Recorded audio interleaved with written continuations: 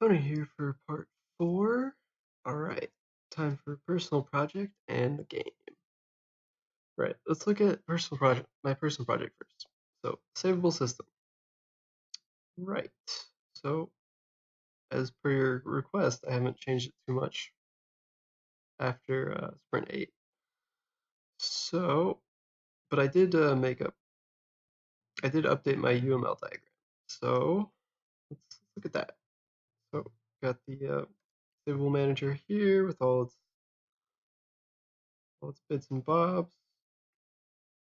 Now, I'm not super familiar with UML diagrams, so this these savable groups here should be connected to down here, but I don't really know how to do that. So just imagine there's a line going over here, and there's a bunch of savable groups. Anyway, savable manager here does it's got the streams, and of course the savable groups, and triggers the overall load save.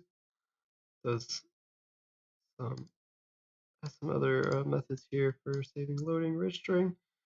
And of course, we got the savable system here, or the savable system, the savable class here, which is what is inherited by the game object or object. Doesn't necessarily have to be a game object. But anyway, so it's got a reference to both the savable group collection and the group itself. Actually, I got that backwards. This is a reference to get its group. This is the reference to get its place in the actual collection, that group, I believe. Oh, actually, no, I was right the first time. Yeah, group. This goes there. This goes here. Right. And of course, disable groups have their register functions and saving and loading all the data from load from file and saved file, and then the save registration.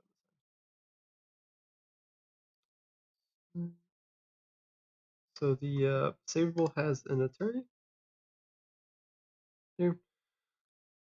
This has to do with the when it triggers the overall save and load. It's this is how the savable manager calls the user-defined functions, the saved file and load file, which I just mentioned, so that the it takes in the data the user wants and loads back out the data the user wants. Of course, the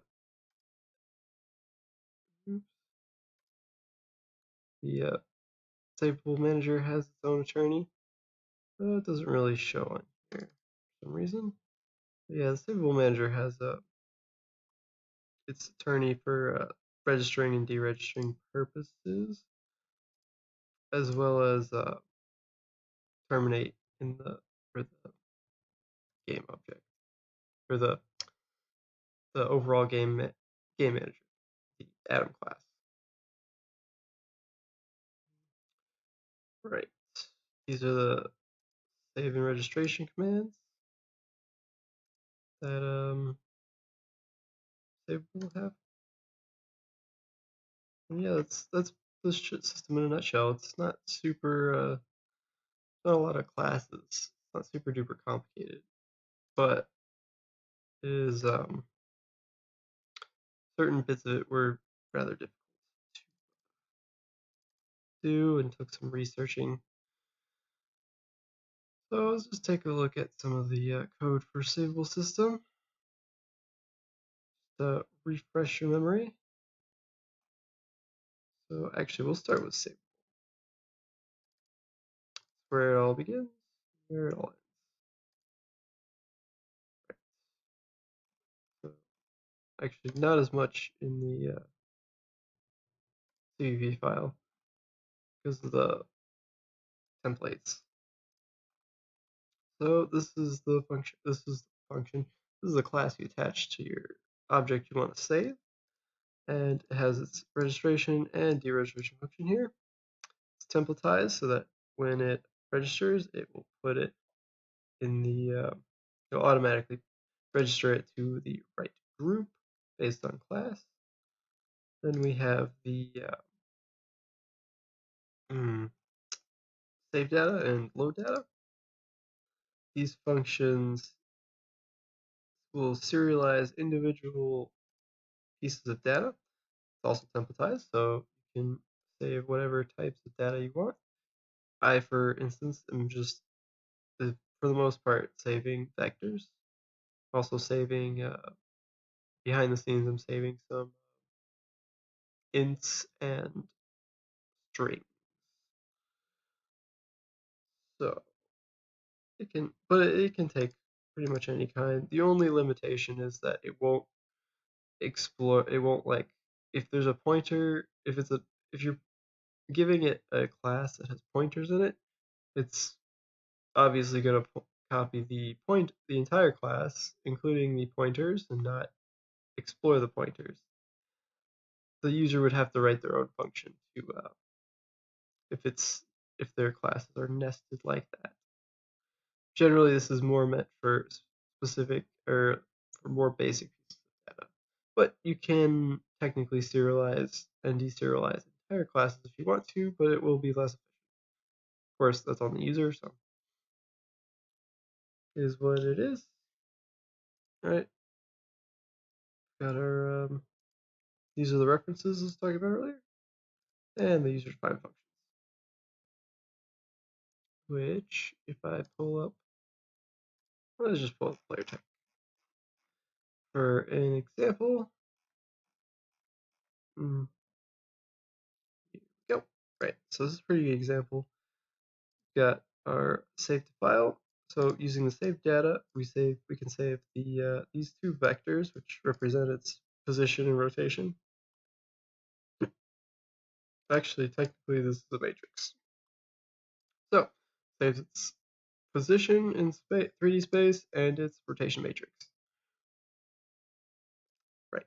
So when it loads back out, it will take out the world space coordinates and the rotation matrix and put it back into those variables as specified by the user right here. And because the user defined this function, they can also do stuff like this. Like, say you need to take that data and do something else with it. Instead of, this function doesn't necessarily have to be just for using these save data and load data. It can be a little bit more flexible because it's user defined like that. Right. So let's head over to the. How are we doing? Use to go a little faster. Right. So we got Savable Manager here. It's got the serialize and deserialize calls that the savable calls, which those are the public versions. Static public that calls the private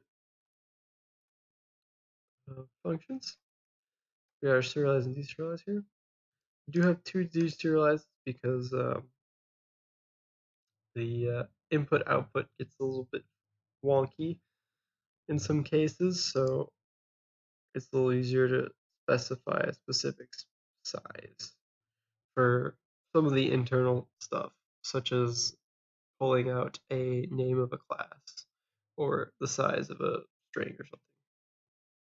For the most part, though, it actually works better with the generalized types, the templatized version.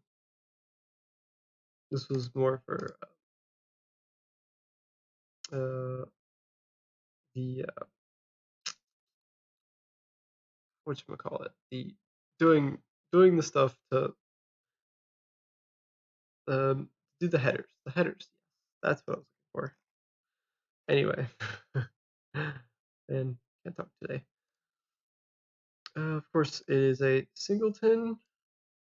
Makes makes it a little bit easier.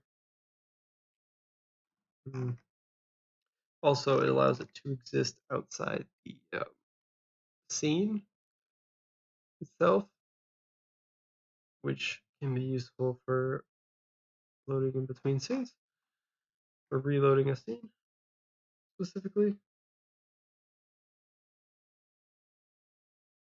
Right. So I don't think we looked at the register. I kind of breezed past that. First of all, these are the functions that triggers the overall load and save, and those call. Oh yeah, they call functions. First of all, take a quick look at the register. So creates. This is where new savable groups are created, and it uses the type ID to record what class it is.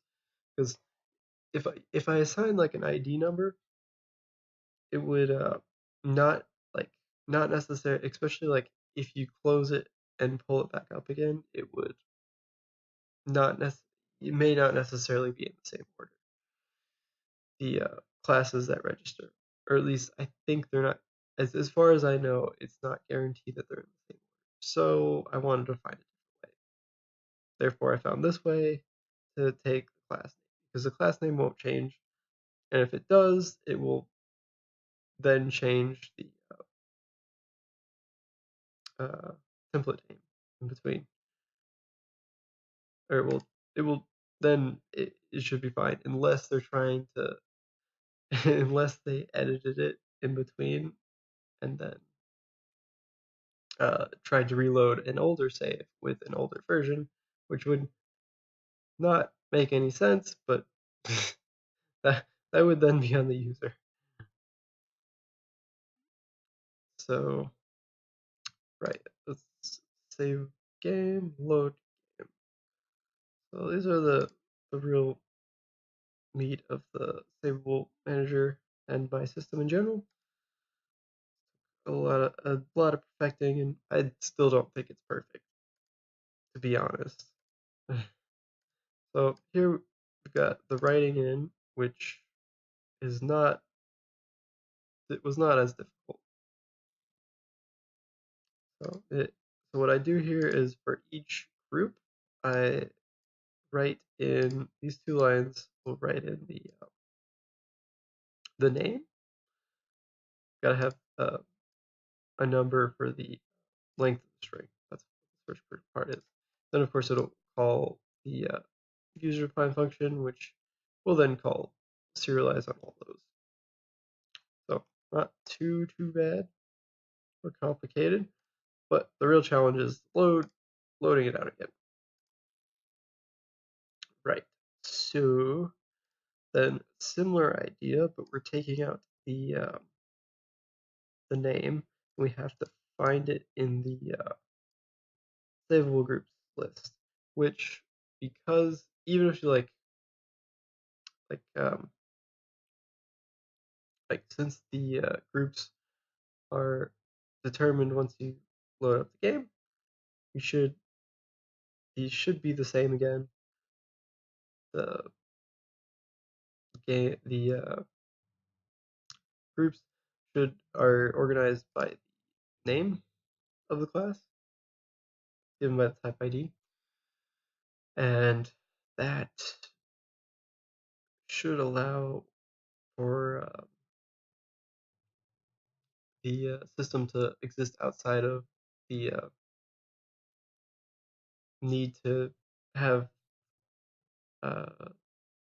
classes registered in a specific order, which is part of the goal. And then that'll then once we find it again, just this is the tricky part. Then we can just trigger the load back out, and it will load back out depending on how the user specified, like this. Now they do need to specify it in the same order, otherwise it will come out because it just pops it back out in the same order that it was put in. So that is one restriction on my system.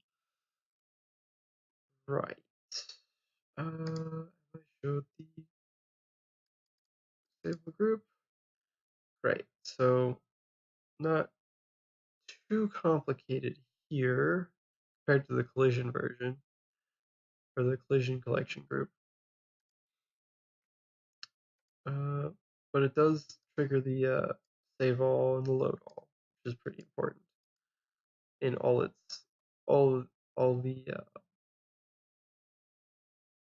so when like the overall is triggered, the overall save is triggered. The saveable manager right here, this load all then triggers for every single group, and then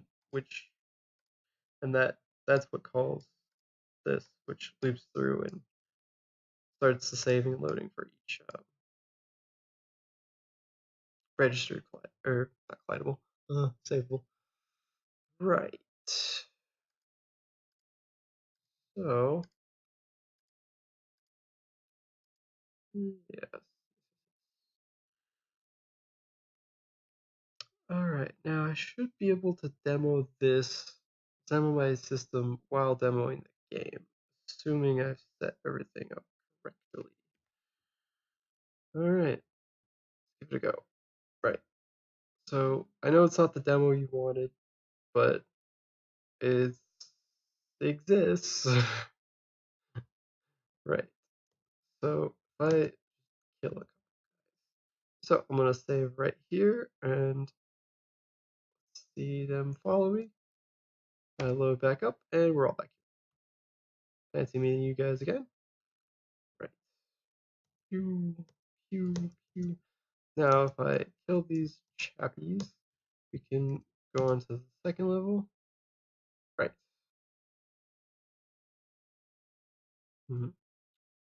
So I do have a second enemy type. They are turrets. They're invulnerable, so they're more like an obstacle, but they also shoot bullets. So you have to dodge them while killing the other tanks. And this just goes on forever. Getting more and more evil. Now, I really wish I had gotten in the terrain and the buildings I wanted, but, well, don't all get what we want. Right. So I save your. Oops. I did bad. I hit it at the wrong time. It's one of those things where you hit something at the wrong time, at the exact second that it's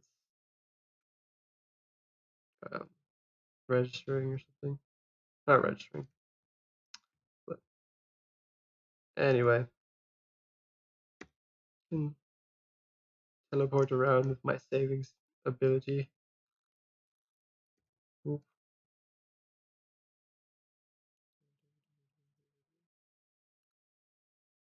Right. So, oh yeah, I haven't shown the AI yet. So yeah, I should show the bits of my game that I do have done. Uh, Hopefully you're not too disappointed with my lack of things and stuff.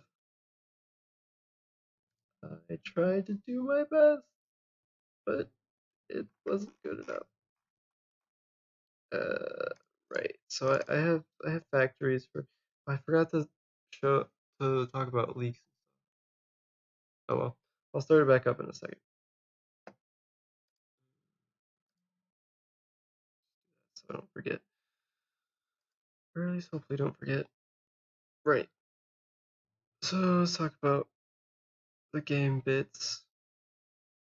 My document's not that great, so you can read it if you want. it describes things, but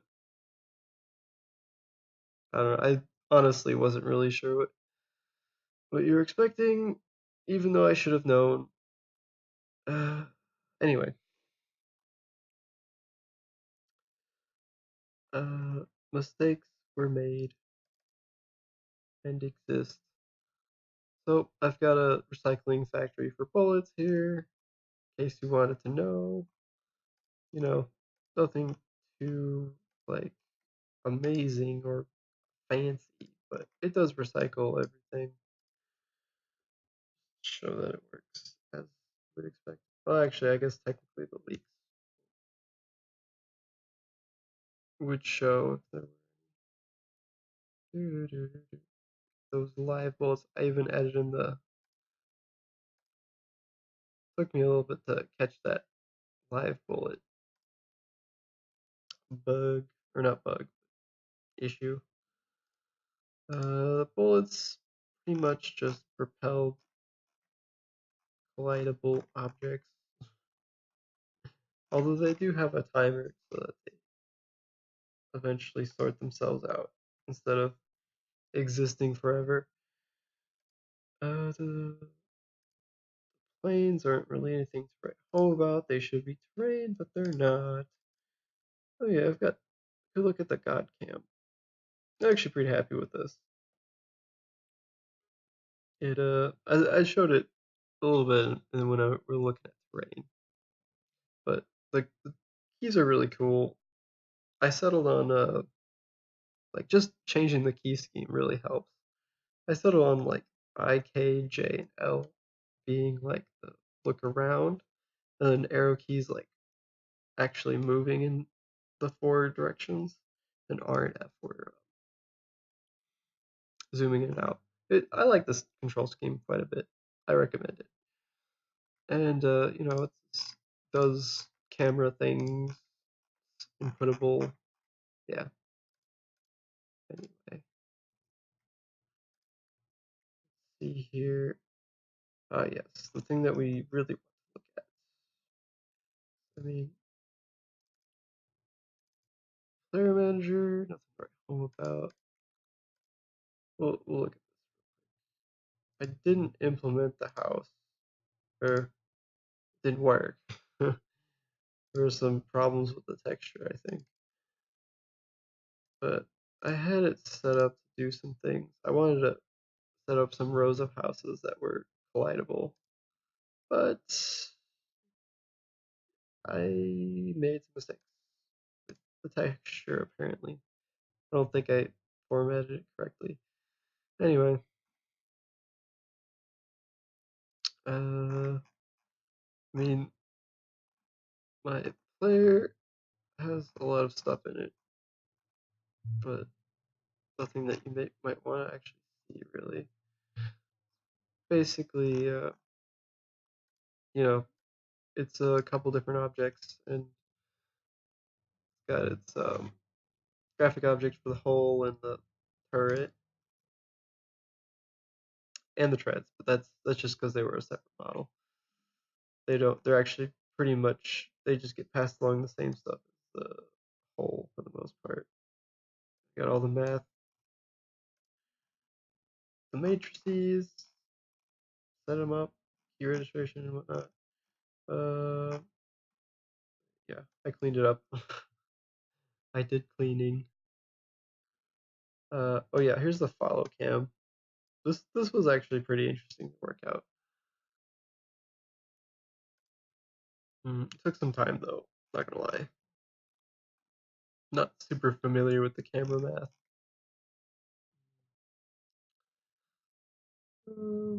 Right.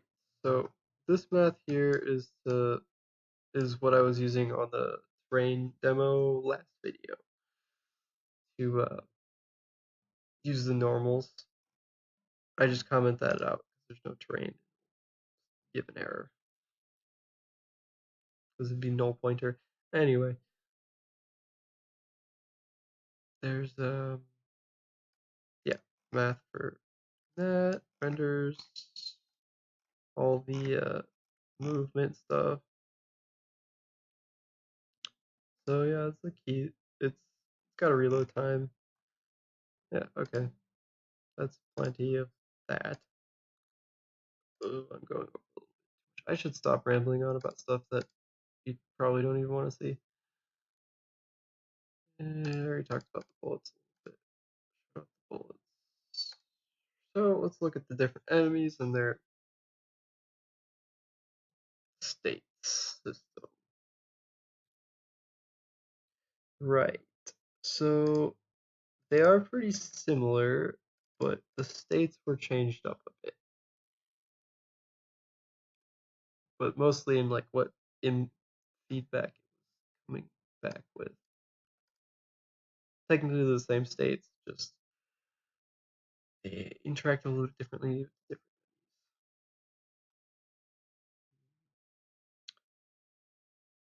Also, this enemy does the turret have doesn't collide with bullets. Right. So the enemy tank got its starts out in the idle state. I'm just gonna talk about the state systems. The rest is pretty much the same and not super interesting. So yeah, it's got. Oh yeah, there was that one thing. I did have to make sure that the bullets weren't hitting it multiple times, or multiple bullets were hitting the same one, and stuff like that. That was kind of an interesting problem I had to solve. Uh, oh yeah, the alarm registration. Yeah, that was. Yeah, I had to make sure it didn't uh, exit out at the wrong time and screw up the alarm. Yep. Also, so back to the states. So we got starts out in the idle state. The turret is pretty much the same. And that starts out at the idle state as well. It's got some different starting parameters to make it look and feel a little different. Right. So into the actual states. So this is the base class. Got a trigger distance for the stuff. Got follow orders and a fire control. So the idle state doesn't do anything for the fire control for obvious reasons. And then if the player enters the trigger distance, it will give chase, returning the chase. Then the chase state gets a little more complicated in that it's still checking for the trigger distance, and it's checking if it reaches under a certain percentage of the distance, which it will then stop to shoot. And and regardless, it will uh, go through this 3D math to come out with a rotation matrix and a position. Well, actually, just the rotation matrix. The position comes after, using its new rotated form. Or rotated direction, I guess, would be the better way to put it. So this keeps it on track to moving or chasing the player. And assuming it doesn't reach that distance, that specific percentage of the trigger distance, then it just keeps chasing. So if it does get to a closer distance, it will enter the shoot state, which will of course check to make sure it stays within that distance. Otherwise, it will enter back into the chase state and chase again. Of course, it is firing bullets. It's also firing bullets in the chase state as well. Now you'll notice that this is an enemy class, of which both the enemy tank and enemy turret inherit from, which basically has all the stuff that it needs to interact with the state system by itself here, and it also inherits from unsavable and game objects. Enemy tank let me turn here for that, which simplifies things and allows them to work on the same state system, but have different effects. Right. Well, mainly the third. That's the big thing. That it interacts differently with the state system.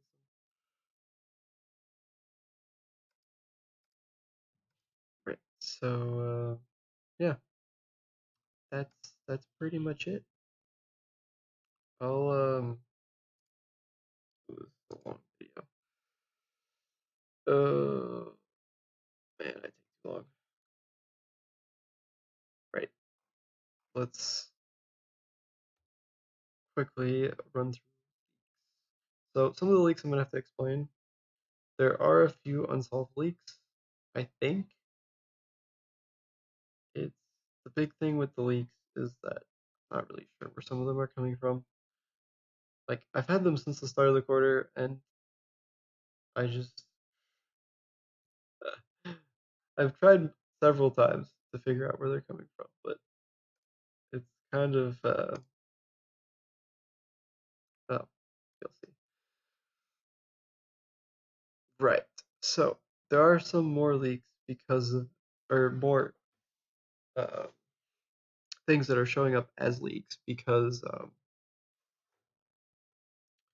some of the things I did, but they're not actually leaks. Not all of them.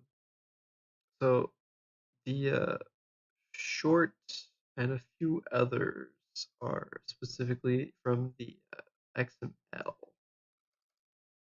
which is the ones that we had. These in particular, base. Yeah, so these are coming from the load content in the open window. Yeah, so these are a couple of the ones that I've had for a long time.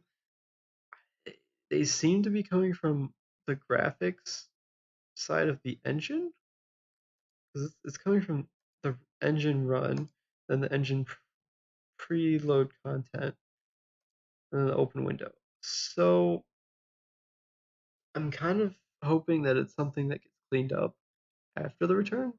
If not, well, I mean, I specifically called the engine destructor, but that doesn't seem to fix